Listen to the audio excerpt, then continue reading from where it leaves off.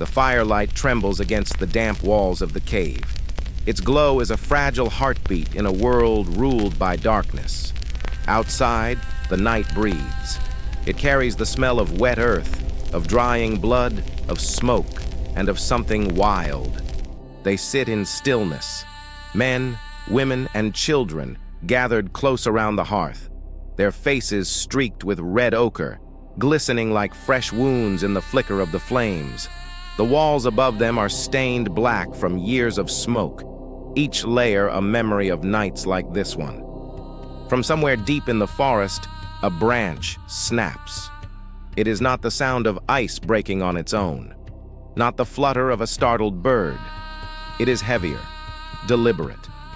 Two hunters at the cave's mouth shift their stance. They tighten their grip on spears, the points glinting faintly in stray firelight. The tallest raises his head, scanning the tree line. He does not expect to see what moves out there. Predators know how to watch without being seen. Near the fire, an old woman rocks gently. In her hands, the cleaned skull of a deer. Her fingers trace its ridges, from the base of the antlers down to the hollow sockets. She turns it toward the cave entrance. Her voice begins low, a vibration more than a sound. It builds, steady and rhythmic, weaving through the air. A child near the entrance stares into the dark. Two pale green circles hover in the black. They blink once. They do not move. The growl follows, rolling like distant thunder but heavier, closer, aimed directly at them. A cave lion, larger than any lion alive today, a predator that will not hesitate to test them. The tall hunter rises. He pulls a bundle of dried grass from his pouch, wraps it around the end of a long stick, and lowers it into the fire. The torch hisses into flame. For a moment, the darkness pulls back. But the lion is not the only thing out there. From deeper in the trees comes another sound. Faint, deliberate, a clicking. Not the call of an animal, not the crack of ice. The old woman's chant grows louder. The deer skull gleams in the light. Its hollow eyes stare outward into the dark.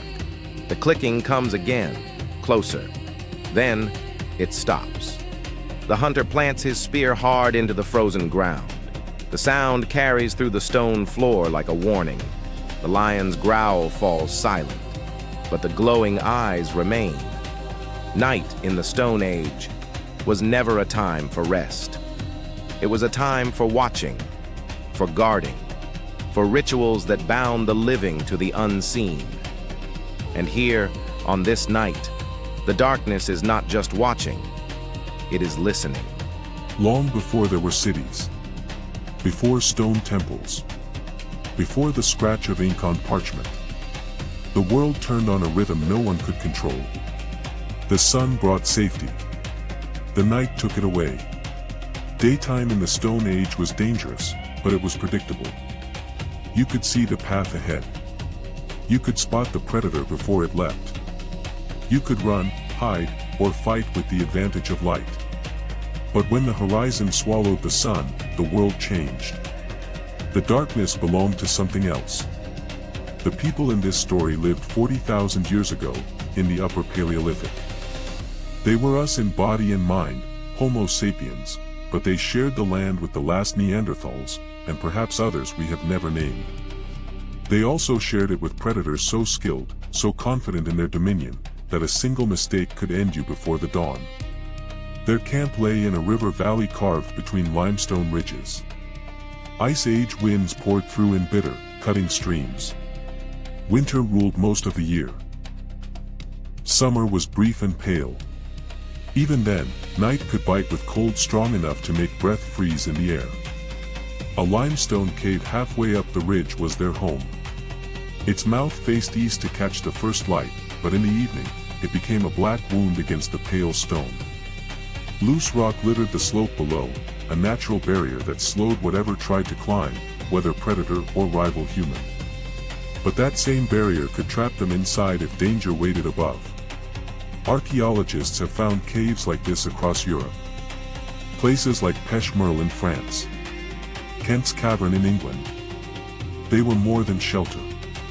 They were watchtowers. They muffled noise. They held heat. They narrowed the line of attack to one approach, a blessing or a death sentence. By day, the group spread across the valley, hunting reindeer, ibex, and horse, gathering roots and berries when the season allowed. Children learned to read tracks in the snow, to tell safe plants from poison, to carry firewood and water. But they were never alone out there. The ground was patterned with signs of cave lions, with paw prints from hyenas as tall as ponies, with the broad pads of wolves and the staggering size of cave bear tracks. When the sun fell, these creatures claimed the land completely, and the people claimed the cave. Modern hunter-gatherers still know the drill. The Hadza in Tanzania, the San in southern Africa. They place fires where they can be seen, but not too far, not too bright. They post watchers. They keep children in the safest spot, often behind the lightest sleepers who can wake at the snap of a twig. Paleolithic sites show the same thinking. Hearths near entrances. Stones arranged as barriers. Skulls and bones placed deliberately at the edge of camp, as if they could guard the living. At Dolní Věstonice in what is now the Czech Republic, skulls of animals were set to face outward, watching the darkness. The old woman in our story would have been one of many who led such nights. Her chants did more than soothe. The flicker of flame against the cave wall altered how eyes and minds worked. Shapes shifted. Figures appeared where none existed. In the glow, the chant became more than words. It became protection. Among all the predators, the cave lion was the greatest fear. 25% larger than any lion alive today. A body built for power. A jaw that could crush bone. And the cunning to test human defenses before striking. But the most dangerous thing in the dark was not always an animal. At Nadirak in Kenya, archaeologists found skeletons pierced by stone points, skulls shattered, wrists bound. It was a massacre, 10,000 years old. Proof that humans have long used the cover of darkness to take from one another. Night was a wall that could hide you from rivals. It was also a trap that sealed you off from help. How bright to make the fire? How many to keep awake? Whether to leave food outside or risk drawing danger in. Every choice could be the one that decided if you saw the next dawn. On the walls of their cave, this group left marks. Red and black handprints. Scratches and symbols. Shadows of animals and people merging into each other. These were not art for beauty. They were acts of ownership, of protection. They claimed the space as theirs, and warned the spirits of the dark that the living stood here. And they lived by one rule above all. Never assume the night is empty. The day had ended in triumph. By mid-afternoon, the hunters had brought down a reindeer. A large, healthy animal that would feed them for days. It had fallen on the frozen river, legs thrashing for grip, and the spears found their mark. The kill was swift. The carving quicker still. They took the hindquarters, the heart, and the liver back to the cave. But the rest, the head, the front shoulders, part of the spine, they left behind. It was too heavy to carry. Too far to risk with night so close. The decision was made in moments. The cost of that decision would take longer to measure. The sun slid behind the ridge. From the cave mouth, the sentries watched the shadows rise. Winter dusk came fast, the light draining from the valley like water from a broken vessel. The air stilled. The last bird call faded. The scent came first. Sharp. Musky. Predator. One sentry's jaw tightened. Lion. Then came the sound, a low growl rolling through the air. Not a roar to startle prey, but a deep pulse meant to be felt as much as heard. A warning. An announcement. I am here. The call into the cave was quick. The tall leader rose from the fire, his shadow long against the walls. He pulled a bundle of dried grass, bound it tight at the end of a stick, and lowered it into the flames. The torch flared. The light spilled down the slope, chasing the edges of the dark. For a moment, the tree lean revealed a ripple of movement, the flash of fur, the curve of muscle under skin. Inside, the group moved with practiced precision. The fire was fed to burn brighter. Spears were checked for splinters. A pile of river stones was dragged closer to the entrance. And then came the sound older than words, the ritual. The old woman stepped forward, deer skull in her hands. Her hum began low, vibrating in the chest before rising into a chant. The rhythm was steady, deliberate. The children sat near, their eyes on her, the sound wrapping them in something stronger than the fire's warmth. Others joined, stone tapping against bone, a heartbeat carved into the night. Anthropologists have seen it in hunter-gatherers today. The sound says, "We are awake. We are many. We are not afraid." The lion's growl came again, closer. But now it was not alone. From beyond, another sound. Faint, irregular, purposeful. A clicking. Not the splinter of ice. Not the call of an animal. It was human. The clicks grew louder. Snow crunched underfoot.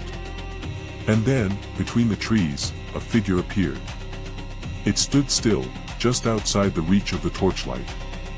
Wrapped in ragged animal hides, the face hidden behind the bleached skull of a large beast. The lower jaw was missing, revealing the shadow of a moving mouth beneath. In its hands, two small bones tapped together. Click. Pause. Click. Pause. The leader stepped forward, spear in one hand, torch in the other. Behind him, the chant deepened, the old woman tilting the deer skull toward the stranger. The figure did not speak. It turned and slipped back into the trees. Silence fell, heavy and complete. But the night was not finished.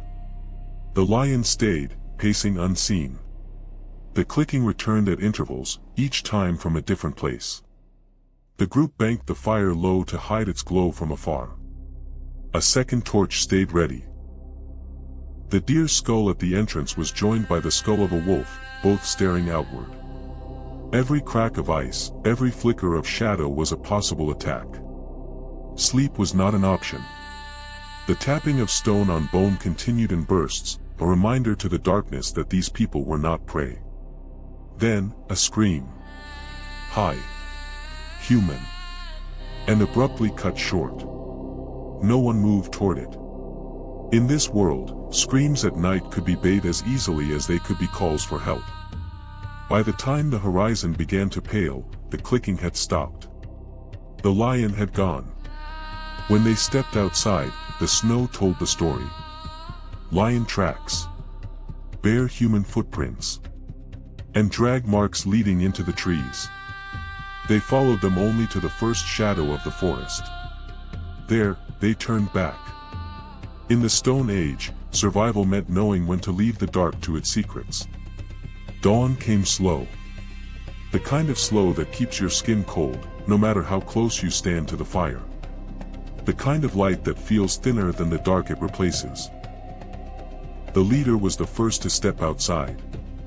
His breath drifted in pale clouds. The wind no longer carried the musk of predator, only the clean cut of frost. But the snow below the tree-line was no longer untouched. The story was written there in lines and patterns. The deep, round pads of the lion's paws. The bare, long-toed prints of human feet. In some places, the tracks crossed. In others, they circled each other. And then, the drag marks. Long grooves in the snow, dotted with frozen drops of blood. They led into the trees. And vanished. No one spoke. No one asked. They turned away. In this world, curiosity was a luxury for those who could afford to die. The old woman moved forward alone. She bent low, her eyes scanning the churned snow. When she rose, she held two things, a shard of bone and a scrap of hide stiff with frost. She carried them back into the cave without touching them to her body. Inside, a shallow depression waited in the dirt floor. She lowered the hide into it, then passed smoke from a burning stick over it in slow circles. The bone shard went to the fire. It blackened. It cracked. It collapsed into powder. This was not waste disposal. It was cleansing. Archaeologists have found traces of such acts, small hearths or pits set apart from living space, where dangerous or spiritually charged remains were destroyed. The group's routines changed that morning. A second fire was built outside the entrance, low and shielded, its light spread across the slope but hidden from the valley. The watch doubled, for sentries instead of two, each taking shorter turns to keep them sharp. The pile of river stones grew larger, replenished daily. And the deer skull at the mouth of the cave was no longer alone. It was joined by the skull of a wolf, a bison, and a human taken from an old burial site. To the modern eye, it might look like a macabre display. To them, it was a wall of eyes to face the dark. The chant changed too. The old woman altered the rhythm, folding the clicking sound into its beat. It was no longer just the sound of the stranger in the trees. It was theirs now. And they would use it every night. No one returned for the rest of the reindeer. By midday, scavenger birds wheeled above the carcass, their shadows drifting over the snow. Whether the lion had claimed it or something else, it no longer belonged to the living. From that night forward, movements after sunset became slower, quieter. The fires were tended with more urgency. The skulls were shifted in position as though their gaze could be aimed at whatever lurked outside. And now and then, someone swore they heard the clicking far off in the trees. When they did, the chant began immediately. It was not superstition. It was insurance. And the truth stayed with them. The darkness is never empty. They had survived the night. In the Stone Age, that was a victory worth keeping. But survival was never only about the moment. It was about memory. It was about what you carried forward so you could face the next night, and the one after that. Every change they made after that encounter was a record of the past. The skulls. The second fire. The doubled watch. The altered chant. These were not temporary measures. They were additions to the map of survival they carried in their minds. Archaeologists have seen this pattern again and again. Camps where bones face outward like guards. Hearths arranged in half circles to protect an approach. Skulls of predators and prey turned toward the open dark. In Eastern Europe, mammoth skulls with tusks angled to a specific point on the horizon. In Central Asia, rows of cave bear skulls placed deliberately in chambers no living animal could reach. In Africa, human skulls placed in shallow pits just inside shelter entrances. The message was always the same. Someone is watching. Even when you sleep. And the chant, that was more than tradition. It was reclamation. They had taken the sound of the threat and made it theirs. In human history, this is not rare. Warriors have long copied the calls of their enemies, the beat of their drums, the whistle of their signals. By doing so, they strip the fear from the sound and turn it into a weapon of their own. We still live by these patterns. We leave porch lights burning. We mount cameras at our doors. We set alarms. Modern skull sentinels, staring out into the dark. We make noise in the night, the rattle of keys, the hum of conversation, the same way they struck stone on bone. We tell stories of danger in the dark so our children will remember to be careful. The predators have changed. The instinct has not. But this story is not the only one the night holds. There are others, carved into the bones of the dead and the marks left behind. The night of the frozen lake, Nadiruck, Kenya. 10,000 years ago, a group camped by the edge of a frozen lake in what is now Nadiruck, Kenya. We know how it ended because of the bones they left behind. Men, women, and children lay where they fell. some with stone points still lodged in their ribs, some with skulls shattered by heavy blows, some with their hands bound behind them. It was not an attack for defense. It was a raid for resources, for territory, maybe for revenge. It came when the victims were most vulnerable, at night, with low fires and no warning. In the dark, the killers moved like the predators of the Ice Age had done. Quick. Precise. Without giving their prey a chance to run. The bones have no words, but the lesson is clear. The night could kill you without a single paw print in the snow. The Cave of the Sleeping Dead, Shanidar, Iraq. In the mountains of northern Iraq lies Shanidar Cave. For tens of thousands of years, Neanderthals lived, died, and were buried there. Some were laid in shallow graves deep inside, far from daylight. Their bodies were surrounded by traces of pollen, leading some to believe flowers had been placed deliberately with the dead. Imagine the scene. Torches lit, the air heavy with smoke. The walls flickering with shadows as bodies were carried into the dark interior. The living moving slowly, speaking in low tones, placing the dead where predators could not reach them. Not all who lay there had died peacefully. Some bore crushed bones, fractured skulls. Some may have fallen in nighttime hunts or raids. Each burial was an act of defiance against the dark. A way of saying, you may take them, but you will not scatter them. The Bone Circle Fires, Dolní Věstonice, Czech Republic. In the cold plains of what is now the Czech Republic, mammoth bones were arranged in massive circles. Inside, fire pits burned. The skulls faced outward, tusks angled like weapons. At night, the ivory would have glowed in the firelight. The ochre on tools and bones would have burned red. From inside, it was a fortress of bone and flame. From outside, it was a wall of faces watching from the dark. It was shelter, yes, but it was also theater. A statement to any who approached, this place is defended. The return. In the cave of our main story, the darkness was not finished. 2 nights after the first encounter, the clicking came again. But this time, it was joined by another. 2 sets, one fast, one slow. Each from a different side of the slope. Figures moved between the trees, their outlines just visible in the torchlight. They did not come closer. They circled. They clicked. They watched. By dawn, they were gone. But the message was not. The night remembers. And sometimes, it comes back. These stories, scattered across time and land, carry the same truth. The darkness is never empty. It never has been. And the things we do to keep it out, the fires, the guards, the chants, the symbols, they are not just relics of a distant past. They are the echoes of nights like these.